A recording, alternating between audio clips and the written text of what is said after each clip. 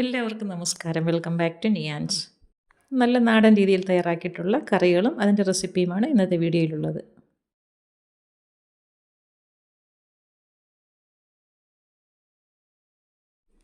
ആദ്യം വെക്കാൻ പോകുന്നത് പച്ചക്കറി എല്ലാം കൂടി ഇട്ട് വറുത്തരച്ചെടുത്ത തീയലാണ്. അപ്പോൾ അതിന് വേണ്ടി ഫ്ലെയിം ഓണാക്കി പാൻ അടുപ്പിൽ വെച്ച് കൊടുത്തിട്ടുണ്ട്. അതിലേക്ക് നമുക്ക് ആവശ്യത്തിനുള്ള തേങ്ങ ചിരകിയത് ഇട്ട് കൊടുക്കാം.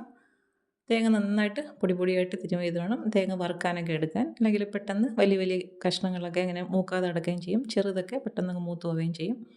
അപ്പോൾ ഈ ഒരു രീതിയിൽ നന്നായിട്ടൊന്ന് വറുത്തെടുക്കണം. നല്ലൊരു ഗോൾഡൻ യെല്ലോ കളറാകണം. അപ്പോൾ ഈ ഒരു രീതിയിൽ നന്നായിട്ട് മൂത്ത് വരുന്ന സമയത്ത് അതിലേക്ക് പൊടികൾ ചേർത്ത് കൊടുക്കാം. 1 ടേബിൾ സ്പൂൺ മുളക് പൊടി ചേർക്കുന്നു, 1 ടേബിൾ സ്പൂൺ മല്ലിപ്പൊടിയും, 1/4 ടീസ്പൂൺ അളവിൽ മഞ്ഞൾപ്പൊടിയും കൂടി ചേർത്ത് കൊടുക്കാം. ഇനി ചേർത്ത് കൊടുത്ത് മസാലകളുടെയൊക്കെ പച്ചമണം മാറുന്നത് വരെ ഫ്ലെയിം നല്ലതുപോലെ ഒന്ന് സിമ്മിലാക്കി കൊടുത്തതിന് ശേഷം മൂപ്പിച്ചെടുക്കാം. അത് ഈ ഒരു രീതിയിൽ നന്നായിട്ടൊന്ന് മൂത്ത് വരണം. ഇനി ഇത് ഫ്ലെയിം ഓഫ് ചെയ്ത് അടുപ്പിൽ നിന്ന് മാറ്റി തണുക്കാൻ വേണ്ടി വയ്ക്കാം. ആ സമയത്ത് നമുക്കിനി പച്ചക്കറികളൊക്കെ ഒന്ന് അരിഞ്ഞെടുക്കണം. കുറച്ച് പച്ചക്കറികൾ മാത്രമേ എടുത്തിട്ടുള്ളൂ. തീയലിന് വേണ്ടി ഈ ഒരു ഐറ്റംസൊക്കെ മതിയാകും. വെണ്ടയ്ക്കയും ഉരുളക്കിഴങ്ങും തക്കാളിയും അതേപോലെ തന്നെ ഒരു കത്തിരിക്കയും സവാളയും അത്രയും കഷ്ണങ്ങൾ മതിയാകും തീയലിന്. സാമ്പാറിന് ഇടുന്നത് പോലെ എല്ലാ കഷ്ണങ്ങളൊന്നും തീയലിന് ഇട്ട് കൊടുക്കില്ല. അത് ഒരു വലിയ ഉരുളക്കിഴങ്ങ് ഉണ്ടായിരുന്നു, തോല് കളഞ്ഞ് കഴുകിയതിന് ശേഷം ഇതേപോലെ ഒന്ന് മുറിച്ചെടുക്കാം. വലിയ പീസസായിട്ട് മുറിച്ചെടുത്താൽ മതിയാകും. അതേപോലെ തന്നെ സവാളയും സ്ക്വയർ പീസസായിട്ട് മുറിച്ചെടുക്കാം. സവാളയും മുറിച്ച് മാറ്റിയതിന് ശേഷം തക്കാളി, അതൊരു വലിയ തക്കാളിയാണ്, അതും അതേപോലെ തന്നെ സ്ക്വയർ പീസസായിട്ട് കട്ട് ചെയ്തെടുക്കാം. എല്ലാം ഒരേ വലിപ്പത്തിൽ മുറിച്ചെടുക്കുന്നതാണ് നല്ലത്. ഇനി വെണ്ടയ്ക്ക് കുറച്ച് നീളത്തിൽ തന്നെ ഇതേപോലെ ഒന്ന് മുറിച്ചെടുക്കാം. ഇനി എടുത്ത് വെച്ചിരുന്ന കത്തിരിക്കയും കൂടെ അതും സ്ക്വയർ പീസസായിട്ടാണ് കട്ട് ചെയ്തെടുക്കുന്നത്. അതും അത്യാവശ്യം വലുപ്പത്തിൽ, അതൊക്കെ പെട്ടെന്ന് വെന്ത് കിട്ടുന്നതാണ്. അത്യാവശ്യം വലുപ്പത്തിൽ തന്നെ മുറിച്ചെടുക്കാം. അപ്പോൾ നമ്മൾ അരിയാനുള്ളതെല്ലാം ഇതേപോലെ ഒന്ന് അരിഞ്ഞ് മാറ്റി വയ്ക്കുന്നുണ്ട്. ഇനി തീയിൽ വയ്ക്കാനുള്ള ചട്ടി അടുപ്പിലേക്ക് വെച്ച് കൊടുക്കാം. അതിലേക്ക് ആവശ്യത്തിനുള്ള വെളിച്ചെണ്ണ ഒഴിച്ചു കൊടുക്കുന്നുണ്ട്.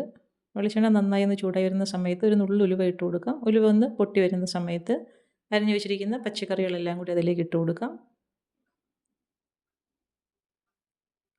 ഇട്ട് കൊടുത്തതിന് ശേഷം എണ്ണയിലിട്ട് നന്നായിട്ടൊന്ന് വഴറ്റി കൊടുക്കാം. പിന്നെ ഇതിലേക്ക് ആവശ്യത്തിനുള്ള ഉപ്പും കൂടി ചേർത്ത് കൊടുക്കുന്നുണ്ട്. ഉപ്പ് ഇട്ട് കൊടുത്തതിന് ശേഷം നല്ലതുപോലെ ഒന്ന് വഴറ്റി കൊടുക്കാം. ഈ ഒരു രീതിയിൽ ഉപ്പും കഷ്ണങ്ങളെല്ലാം കൂടി എണ്ണയിലിട്ട് നന്നായിട്ടൊന്ന് വഴറ്റി കൊടുക്കണം. വഴറ്റി കൊടുത്തിട്ട് ഫ്ലെയിം നല്ലതുപോലെ ഒന്ന് സിമ്മിലാക്കി കൊടുത്ത് മൂടി വയ്ക്കാം. കഷ്ണങ്ങളൊക്കെ ഒന്ന് ആവി കയറി വരണം. അത് ആ സമയം കൊണ്ട് വറുത്ത് വെച്ചിരുന്ന തേങ്ങ നന്നായിട്ട് തണുത്ത് വന്നിട്ടുണ്ട്. അത് മിക്സിയുടെ ജാറിലേക്ക് ഇട്ട് കൊടുക്കാം. അരയ്ക്കാൻ ആവശ്യമുള്ള വെള്ളവും കൂടി ഒഴിച്ചു കൊടുക്കുന്നുണ്ട്. ഇനി ഇതിലേക്ക് കുറച്ച് പുളി വേണം. ആവശ്യത്തിനുള്ള പുളി ഇട്ട് കൊടുത്ത് ജാറ് മൂടി വെച്ചിട്ട് നമുക്കൊന്ന് അരച്ചെടുക്കാം. അപ്പം ഈ തേങ്ങ നന്നായിട്ട് അരഞ്ഞ് കിട്ടണം. തീയില്ലെങ്കിൽ നല്ലതുപോലെ ഫൈനായിട്ട് അരഞ്ഞ് കിട്ടിയാലേ കറി നല്ല ഒരു ടെക്സ്ചറിൽ കിട്ടുകയുള്ളൂ. അപ്പം ഇതേപോലെ നന്നായിട്ടൊന്ന് അരച്ചെടുക്കാം. അപ്പോൾ അരച്ചെടുത്തിട്ട് അരപ്പ് മാറ്റി വയ്ക്കാം. അപ്പം കഷ്ണങ്ങൾ വേകാൻ വെച്ചിരുന്നൊന്ന് തുറന്ന് നോക്കാം. അപ്പോൾ നന്നായിട്ട് എല്ലാം ഒന്ന് വഴണ്ട് വന്നിട്ടുണ്ട്. ഇനി ഇതിലേക്ക് നമുക്ക് കുറച്ച് ചൂടുവെള്ളം ഒഴിച്ചു കൊടുക്കാം. കഷ്ണങ്ങളൊന്ന് വെന്ത് വരണം. അതിന് വേണ്ടി ആവശ്യത്തിനുള്ള ചൂടുവെള്ളം ഒഴിച്ചു കൊടുക്കാം. അപ്പോൾ നന്നായിട്ടൊന്ന് ഇളക്കിയതിന് ശേഷം ആവശ്യത്തിനുള്ള ചൂടുവെള്ളം കൂടി ഒഴിച്ചു കൊടുക്കാം. ഒഴിച്ചു കൊടുത്തിട്ട് വീണ്ടും ഒന്ന് മൂടി വയ്ക്കാം. അപ്പോൾ അത് വേകുന്ന സമയം കൊണ്ട് കുറച്ച് വൻപയർ ഞാൻ വെള്ളത്തിൽ കുതിർത്ത് വെച്ചിട്ടുണ്ട്. 2-3 മണിക്കൂറോളം കുതിർത്തതാണ്. അപ്പോൾ ഇതിനി ഒന്ന് തോരൻ വെക്കാണ്ട് വേവിച്ചെടുക്കാനാണ്. അപ്പം കുക്കറിലേക്ക് ഇട്ട് കൊടുക്കാം. ഇട്ട് കൊടുത്ത് വേകാൻ ആവശ്യമുള്ള വെള്ളം ഒഴിച്ചു കൊടുത്ത് കുക്കർ മൂടി വെച്ച് അടുപ്പിലേക്ക് വെച്ച് കൊടുക്കാം.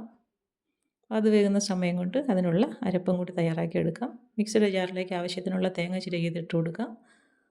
അതിലേക്ക് കുറച്ച് മുളക് പൊടി ചേർത്ത് കൊടുക്കാം. ഒരു നുള്ളു മഞ്ഞൾപ്പൊടിയും കുറച്ച് ജീരകവും ഒരു 3-4 അല്ലി വെളുത്തുള്ളിയും കൂടി ചേർത്ത് കൊടുക്കാം. ഇനി ഇതിനെ ഒന്ന് ചതച്ചെടുക്കണം. ചെറുതായിട്ടൊന്ന് ക്രഷ് ചെയ്തെടുത്താൽ മതിയാകും.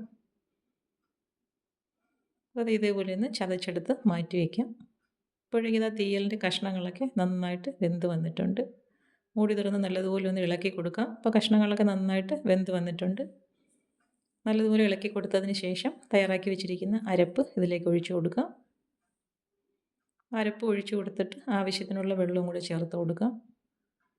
ഒരുപാടങ്ങ് ലൂസായി പോകണ്ട, കുറച്ച് തിക്കായിട്ടിരിക്കുന്നതാണ് തീയലൊക്കെ നല്ലത്. അപ്പോൾ ആവശ്യത്തിനുള്ള വെള്ളം ചേർത്ത് കൊടുത്ത് നന്നായിട്ടൊന്ന് ഇളക്കി കൊടുക്കാം. അപ്പോൾ ഈ സമയത്ത് ഉപ്പ് നോക്കണം. ഉപ്പ് നോക്കിയിട്ട് ആവശ്യമുണ്ടെന്നുണ്ടെങ്കിൽ ഉപ്പും കൂടി ചേർത്ത് കൊടുക്കാം.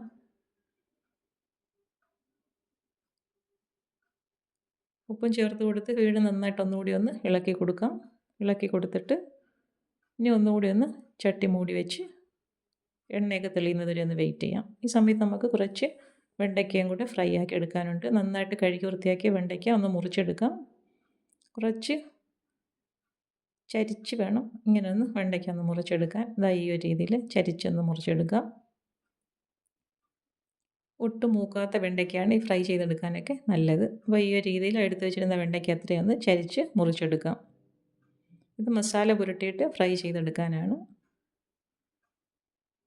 അപ്പോൾ ഈ ഒരു രീതിയിൽ വെണ്ടയ്ക്കയെല്ലാം മുറിച്ചെടുത്ത് മാറ്റി വയ്ക്കാം. ഇനി അതൊരു പാത്രത്തിലേക്ക് ആക്കി കൊടുക്കാം. അതിലേക്ക് ഇനി മസാലകൾ ചേർത്ത് കൊടുക്കാം. അപ്പോൾ അത് മുളക് പൊടി ചേർത്ത് കൊടുക്കുന്നുണ്ട്. കുറച്ച് മഞ്ഞൾപ്പൊടിയും കൂടെ ചേർത്ത് കൊടുക്കാം. ആവശ്യത്തിനുള്ള ഉപ്പും കൂടി ഇട്ട് കൊടുക്കാം. ഇട്ട് കൊടുത്തതിന് ശേഷം ഇതെല്ലാം കൂടി നല്ലതുപോലെ ഒന്ന് മിക്സ് ചെയ്തെടുക്കാം. ഒന്ന് മിക്സ് ചെയ്ത് കൊടുത്തതിന് ശേഷം ഇനി ഇതിലേക്ക് കുറച്ച് കോൺഫ്ലവറും കൂടി ചേർത്ത് കൊടുക്കാം. അപ്പം വറുത്തെടുക്കുമ്പോൾ കുറച്ചൊന്ന് ക്രിസ്പി ആയിട്ടിരിക്കാൻ വേണ്ടിയാണ്. കുറച്ച് കോൺഫ്ലവറും കൂടെ ചേർത്ത് കൊടുക്കാം.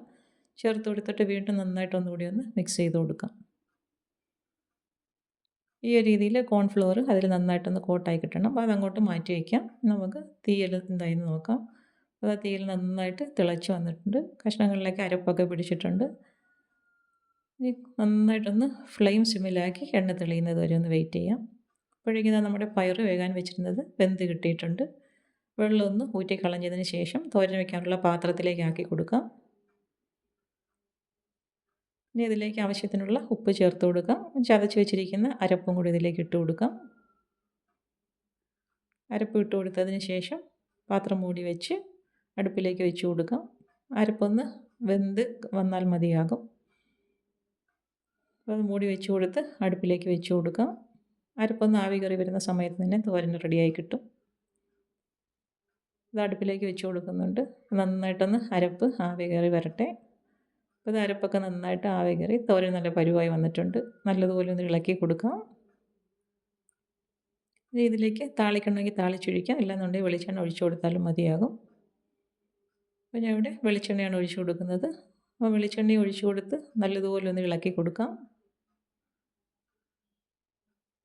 ഫ്ലെയിം ഓഫ് ചെയ്ത് കൊടുത്തിട്ടുണ്ട്. അപ്പോൾ വെളിച്ചെണ്ണ ഒഴിച്ചു കൊടുത്ത് നല്ലതുപോലെ ഒന്ന് ഇളക്കി കൊടുത്തതിന് ശേഷം അടുപ്പിൽ നിന്ന് മാറ്റി കൊടുക്കാം. നമ്മുടെ വൻപയർ തോരൻ റെഡിയായി കഴിഞ്ഞു. ഇനി ഇത് അടുപ്പിൽ നിന്നും മാറ്റാം. ഈ വെണ്ടയ്ക്ക ഒന്ന് ഫ്രൈ ആക്കി എടുക്കാം. അതിന് വേണ്ടി പാൻ അടുപ്പിലേക്ക് വെച്ച് കൊടുക്കുന്നുണ്ട്. അതിലേക്ക് ആവശ്യത്തിനുള്ള വെളിച്ചെണ്ണ ഒഴിച്ചു കൊടുക്കാം. വെളിച്ചെണ്ണ നന്നായിട്ട് ചൂടായി വരുന്ന സമയത്ത് മസാല പുരട്ടി വെച്ചിരിക്കുന്ന വെണ്ടയ്ക്ക ഇതിലേക്ക് ഇട്ട് കൊടുക്കാം. വെണ്ടയ്ക്ക നന്നായിട്ടൊന്ന് ക്രിസ്പി ആയിട്ട് കിട്ടാൻ വേണ്ടിയാണ് നമ്മൾ കോൺഫ്ലവറും കൂടി ചേർത്ത് കൊടുത്തിരിക്കുന്നത്. അപ്പോൾ ഈ ഒരു രീതിയിൽ നന്നായിട്ടൊന്ന് നിരത്തി കൊടുത്തതിന് ശേഷം ഒരു സൈഡ് പരുവായി വരുമ്പോൾ തിരിച്ചിട്ട് കൊടുക്കാം. അങ്ങനെ 2-3 പ്രാവശ്യമായിട്ടൊന്ന് ഇളക്കി നല്ലതുപോലെ ഒന്ന് ഫ്രൈ ആക്കി എടുക്കാം. അപ്പോൾ വെണ്ടയ്ക്ക നല്ലതുപോലെ പരുവായി വന്നിട്ടുണ്ട്. ഈ ഒരു സമയമാകുമ്പോഴേക്കും അടുപ്പിൽ നിന്നും എടുത്ത് മാറ്റാം. അപ്പോൾ നമ്മുടെ വെണ്ടയ്ക്ക ഫ്രൈയും റെഡിയായി കഴിഞ്ഞു. അത് അടുപ്പിൽ നിന്നും മാറ്റി കൊടുക്കാം. അപ്പോൾ തീയിൽ നല്ലതുപോലെ എണ്ണയൊക്കെ തെളിഞ്ഞ് സെറ്റായി വന്നിട്ടുണ്ട്. അതും അടുപ്പിൽ നിന്ന് മാറ്റാം. ഇനി കുറച്ച് മോരും കൂടി കാച്ചാം. അതിന് വേണ്ടി തേങ്ങ മിക്സിയുടെ ജാറിലേക്ക് ഇട്ട് കൊടുക്കുന്നുണ്ട്. ആവശ്യത്തിനുള്ള തൈരും കൂടി അതിലേക്ക് ഒഴിച്ചു കൊടുക്കാം. ഒരു നുള്ളു മഞ്ഞൾപ്പൊടി ഇട്ട് കൊടുക്കാം. കുറച്ച് ജീരകവും ഒരു 3-4 അല്ലി വെളുത്തുള്ളിയും കൂടി ഇട്ട് കൊടുക്കാം. ഇത് ഒരു പച്ചമുളകും കൂടി എരിവിന് ആവശ്യമുള്ള പച്ചമുളകും കൂടി ചേർത്ത് കൊടുക്കാം. കുറച്ച് വെള്ളവും കൂടി ഒഴിച്ചു കൊടുത്തതിന് ശേഷം നന്നായിട്ടൊന്ന് അരച്ചെടുക്കാം. അരച്ചെടുത്തതിന് ശേഷം ചട്ടി അടുപ്പിലേക്ക് വെച്ച് കൊടുക്കുന്നുണ്ട്. വെളിച്ചെണ്ണ ഒഴിച്ച് ചൂടായി വരുമ്പോൾ കടുകും വറ്റൽമുളകും കൂടി ഇട്ടൊന്ന് മൂപ്പിച്ചെടുക്കാം. അത് മൂത്ത് വരുന്ന സമയത്ത് തയ്യാറാക്കി വെച്ചിരിക്കുന്ന അരപ്പ് ഇതിലേക്ക് ഒഴിച്ചു കൊടുക്കാം. അരപ്പ് ഒഴിച്ചു കൊടുത്തതിന് ശേഷം ആവശ്യത്തിനുള്ള വെള്ളവും കൂടി ചേർത്ത് കൊടുക്കാം. ഇനി ഇതിലേക്ക് ആവശ്യത്തിനുള്ള ഉപ്പും കൂടി ഇട്ട് കൊടുക്കാം. ഇട്ട് കൊടുത്ത് നല്ലതുപോലെ ഒന്ന് ഇളക്കി കറി തിളയ്ക്കാത്ത പരുവത്തിൽ അടുപ്പിൽ നിന്ന് മാറ്റണം. ആ ഉപ്പിട്ട് കൊടുക്കുന്നുണ്ട്. നല്ലതുപോലെ ഒന്ന് ഇളക്കി കറി ചൂടാക്കി എടുത്താൽ മതിയാകും. ഫ്ലെയിം ഓഫ് ചെയ്ത് അടുപ്പിൽ നിന്ന് മാറ്റി കൊടുക്കാം. ഏറ്റവും ലാസ്റ്റായിട്ട് ഒരു നുള്ള് ഉലുവാപ്പൊടിയും കൂടി ചേർത്ത് കൊടുക്കാം. ഒരു മണത്തിന് വേണ്ടിയാണ്. അപ്പോൾ ഉലുവാപ്പൊടിയും കൂടി ചേർത്ത് കൊടുത്ത് നല്ലതുപോലെ ഒന്ന് ഇളക്കി കൊടുക്കാം. ഇളക്കി കൊടുത്തതിന് ശേഷം അടുപ്പിൽ നിന്ന് മാറ്റാം. അപ്പോൾ നമ്മുടെ മോര് കറി റെഡിയായി കഴിഞ്ഞു. ഇനി ചോറ് വിളമ്പിയെടുക്കാം. പ്ലേറ്റിലേക്ക് ചോറിട്ട് കൊടുക്കുന്നുണ്ട്. ആവശ്യത്തിനുള്ള ചോറിട്ട് കൊടുക്കാം. ഇനി ഒരു ഭാഗത്തായിട്ട് പയർ തോരൻ വെച്ച് കൊടുക്കുന്നുണ്ട്. ഒരു സൈഡിലായിട്ട് വെണ്ടയ്ക്ക ഫ്രൈ വെച്ച് കൊടുക്കാം. ചോറിൻ്റെ പുറത്തായിട്ട് തീയിൽ വെച്ച് കൊടുക്കാം. ആവശ്യത്തിനുള്ള കറിയെല്ലാം കൂടി ഒഴിച്ചു കൊടുക്കാം. ഇനി അതിൻ്റെ പുറത്തായിട്ട് തന്നെ മോര് കറിയും കൂടി ഒഴിച്ചു കൊടുക്കാം. നല്ല അടിപൊളി ടേസ്റ്റാണ്. ഉച്ചയൂണ് ഇങ്ങനെയൊന്ന് തയ്യാറാക്കി നോക്കൂ. അപ്പോൾ ഇന്നത്തെ വീഡിയോ ഇത്രയേ ഉള്ളൂ. ഇഷ്ടമായ ലൈക്ക് ചെയ്ത് സബ്സ്ക്രൈബ് ചെയ്ത് സപ്പോർട്ട് ചെയ്തേക്കൂ. എന്തെങ്കിലുമൊക്കെ അഭിപ്രായങ്ങളുണ്ടെങ്കിൽ കമൻറ്റ് ചെയ്യൂ. വീണ്ടും അടുത്ത വീഡിയോയിൽ കാണുന്നത് വരെ bye from Niyans. Thanks for watching.